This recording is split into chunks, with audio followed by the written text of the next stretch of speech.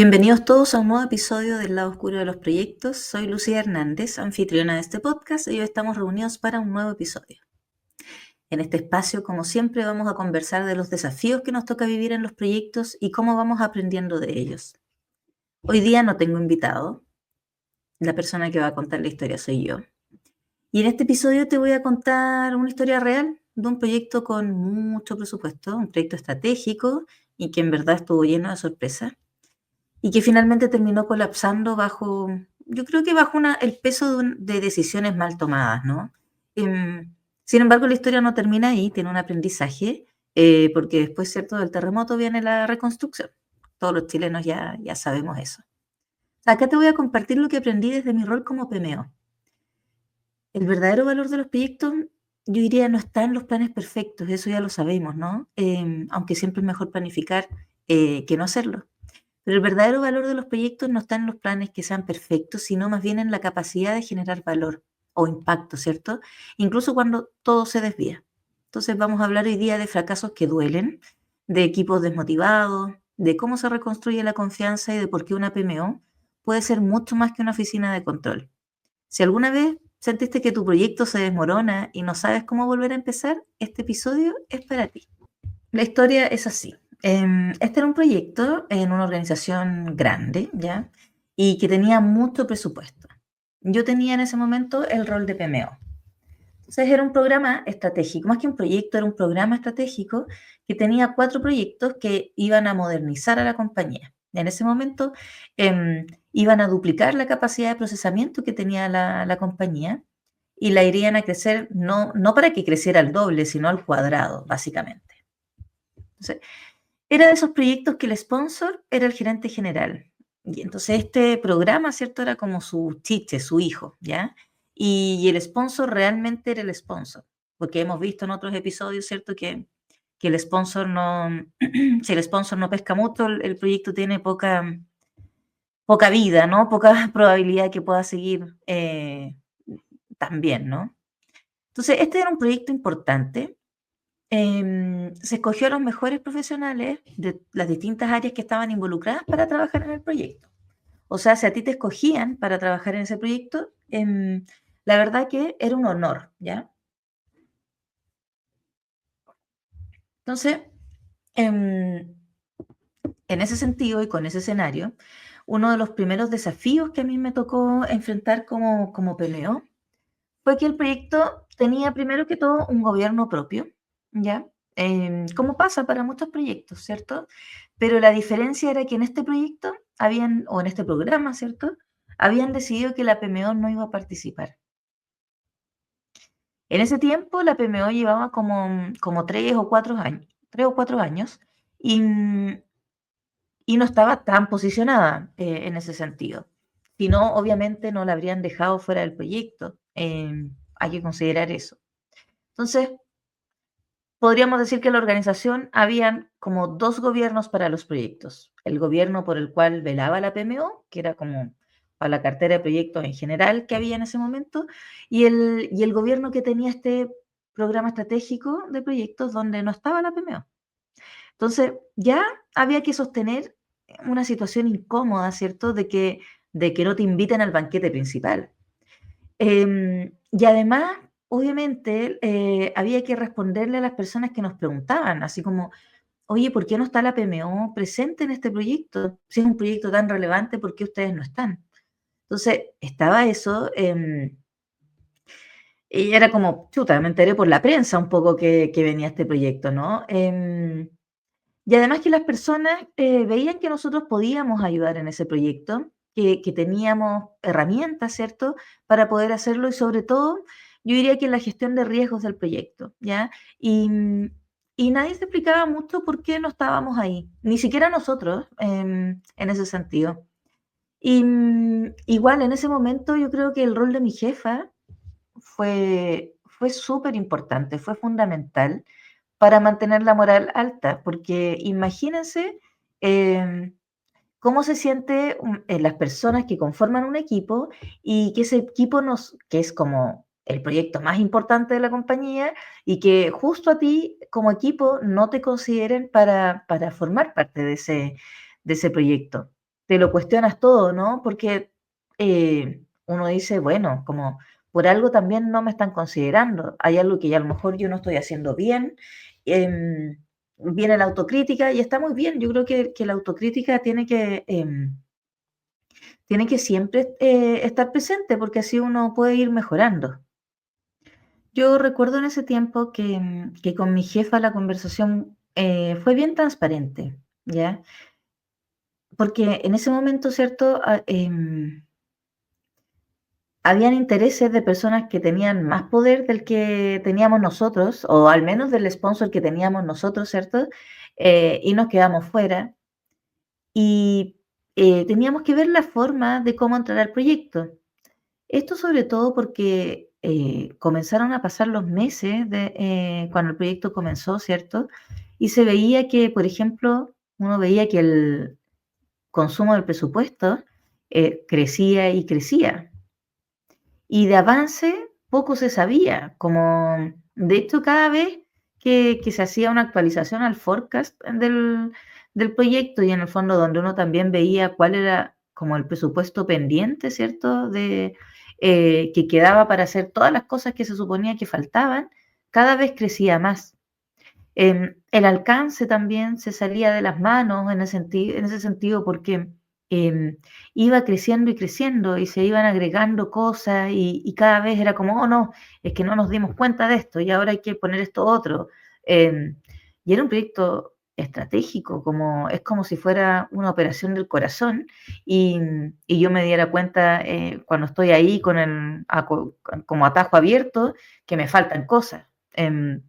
Entonces, cada vez había menos certeza de cuándo habría alguna entregable de alguno de los 4 proyectos, ¿ya? Como ese era un poco el escenario que se comenzó a vivir en el proyecto a los meses que ya había comenzado y que nosotros seguíamos, afuera de ese proyecto. Entonces, más o menos pasó un año, o sea, pasó harto tiempo, y, y logramos entrar a los distintos proyectos del programa como PMO.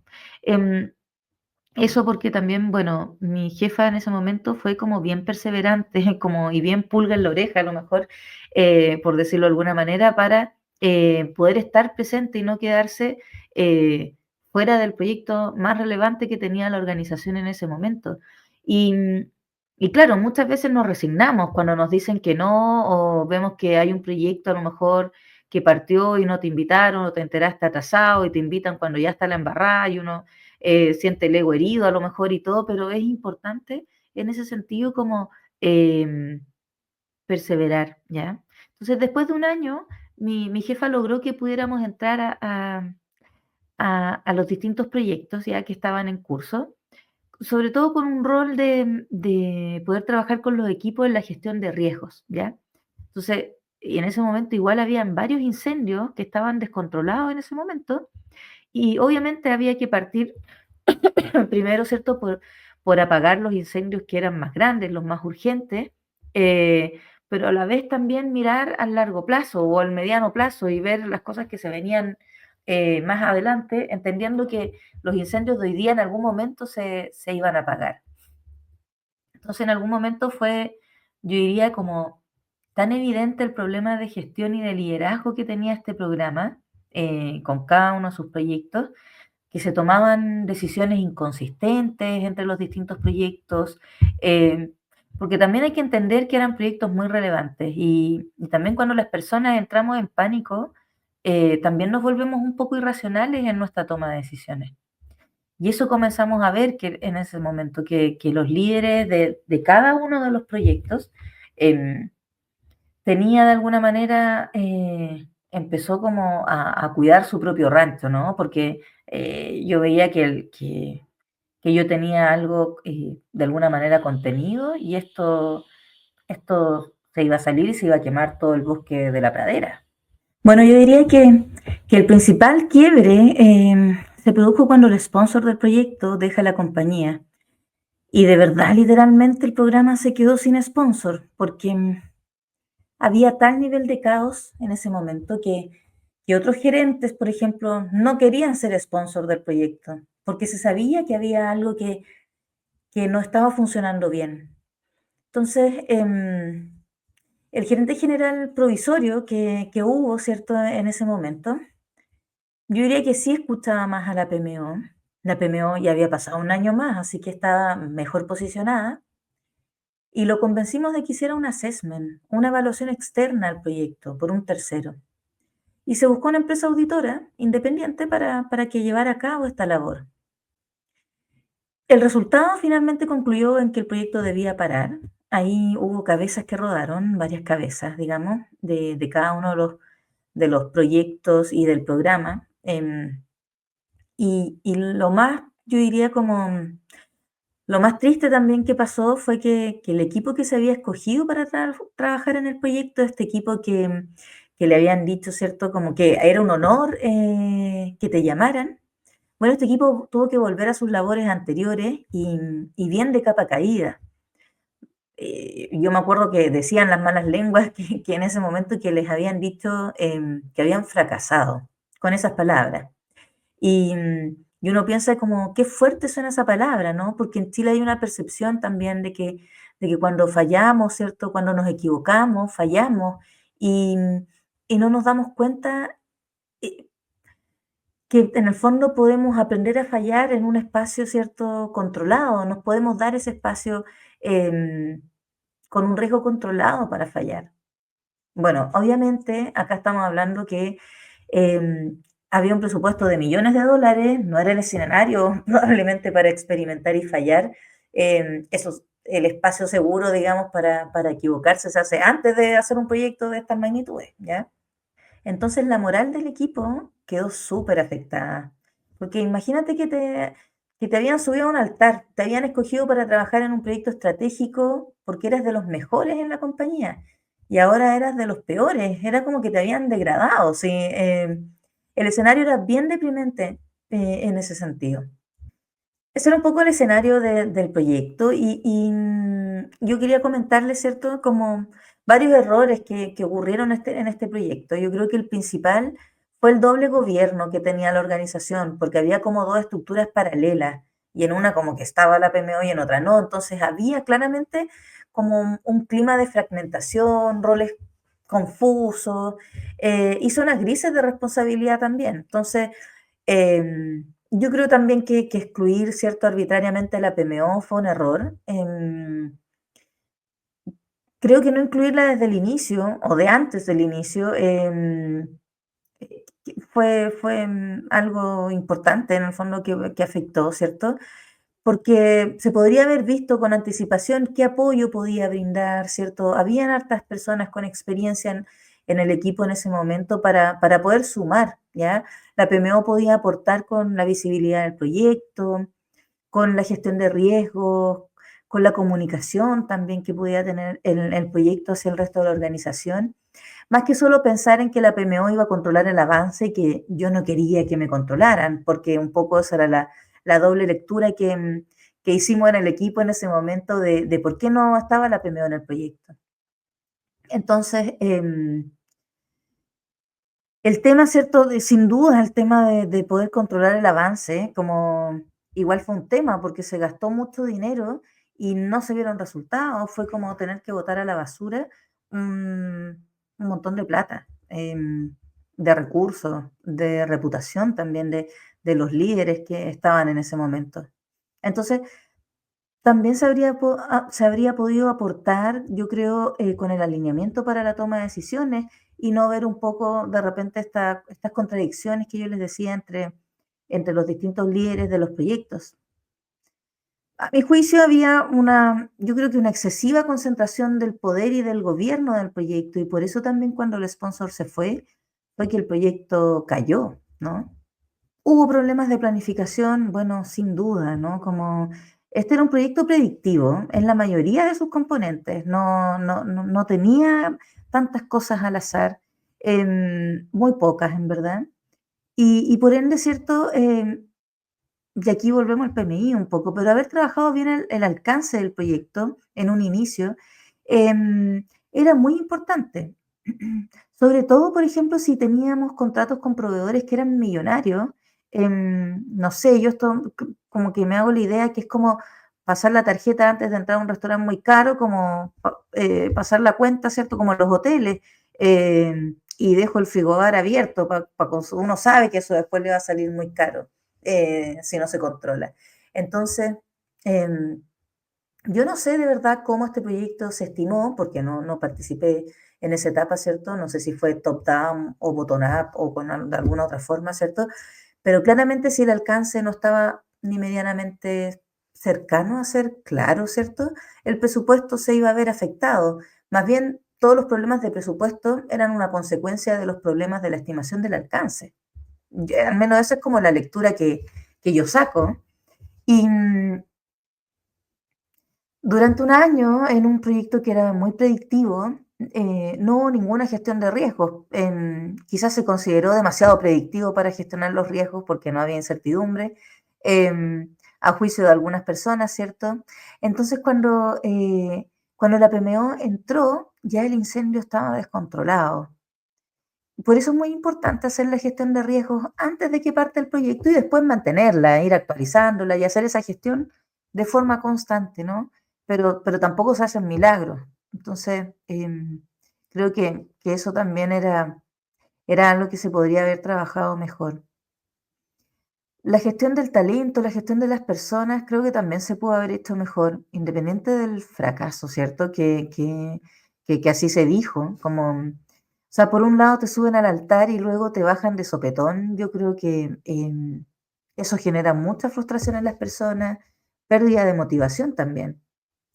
Pensemos que las personas ya nos sentimos mal cuando las cosas no salen como queremos, ¿cierto? Entonces imagínense que ahora venga tu jefe y te lo venga a decir a la cara así de duro, chuta, es súper fuerte para el equipo, es súper fuerte para las personas.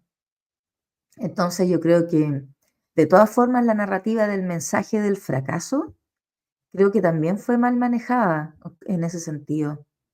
Em, y si bien hubo señales de que las cosas no iban bien, ¿cierto? Y de forma temprana, no se hizo nada al respecto, no se tomaron en cuenta y se siguió con el proyecto adelante, ¿ya? Eso con el análisis de los principales errores que hubo en este proyecto. Ahora, ¿qué pasó después de toda esta hecatombe en la organización? Porque fue una hecatombe, ¿no? Bueno, la organización tenía una restricción súper importante.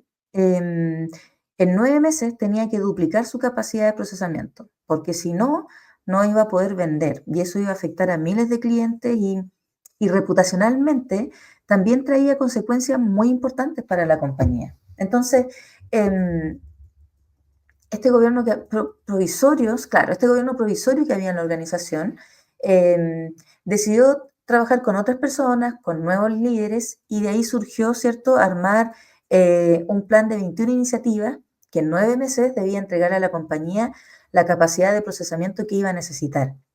Y fueron 21 iniciativas porque se trató de separar todo lo que podía correr de forma independiente en paralelo porque necesitábamos de alguna manera acortar, no sé, acortar la brecha que podía haber en lo que nos podíamos demorar en generar esa capacidad para la organización, que eran 9 meses.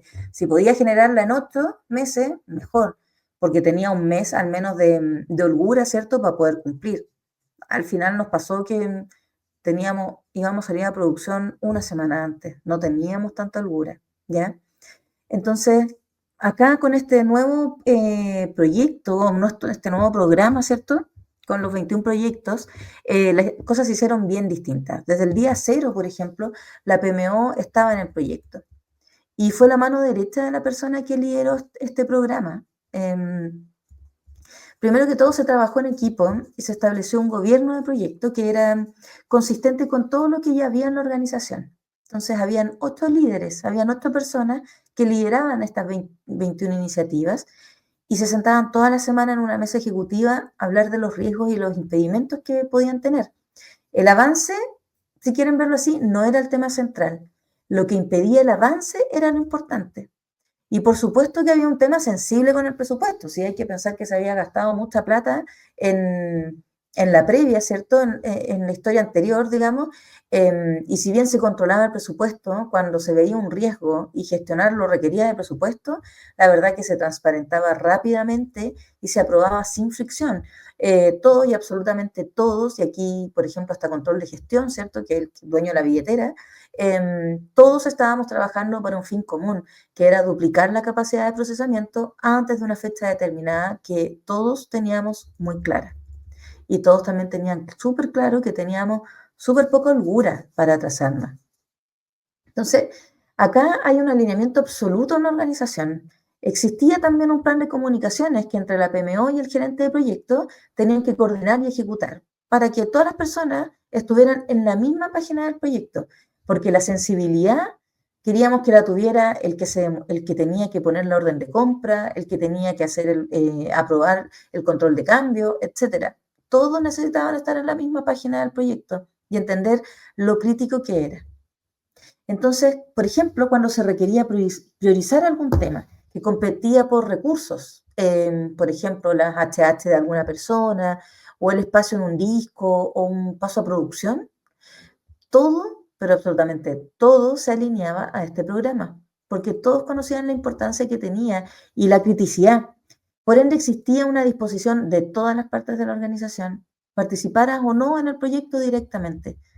Si no te tocaba participar, pero te tocaba a lo mejor atrasar tu paso a producción para dar cabida a otro intermedio, bueno, la idea, tú estabas colaborando también con un proyecto muy relevante para tu organización.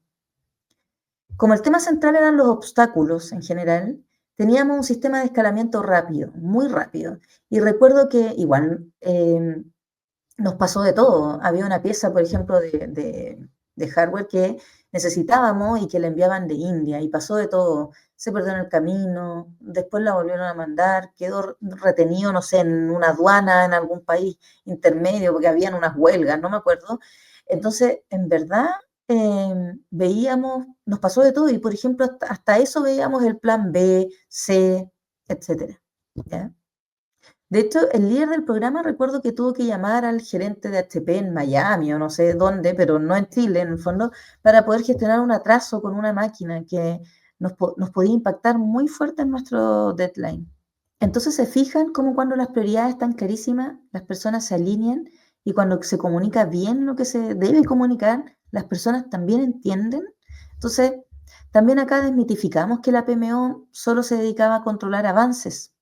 El foco no era el control, era generar un movimiento, era salir a destrabar cualquier impedimento. Es como cuando en Canadá está nevando, ¿cierto? Y las calles están con nieve hasta tu cintura y salen las personas a mover la nieve para que los autos puedan avanzar. Entonces, porque interesa el avance, ¿cierto? Pero teníamos súper claro que el avance se iba a producir siempre y cuando el camino estuviera despejado, en buenas condiciones. Entonces, había un valor que generara la organización con este programa de 21 proyectos y se trabajó para lograr ese valor. Eso era lo que teníamos en la cabeza. Yo era la PMO que trabajó en ese programa y mi mayor logro fue que el valor que el programa tenía que generar lo hiciera en la fecha restrictiva que teníamos. Y tuvimos un poco de atraso, no, no, eso es innegable, porque yo creo que no hay proyecto que no se atrase. Pero movimos de tal forma las piezas que el atraso lo trabajamos y vimos qué oportunidades teníamos a partir del atraso. Originalmente, el último proyecto salía a producción una semana antes de la restricción de fecha que teníamos. No teníamos mucho margen. Y, y hubo 2 de esos 21 proyectos que no pudieron salir antes de la fecha.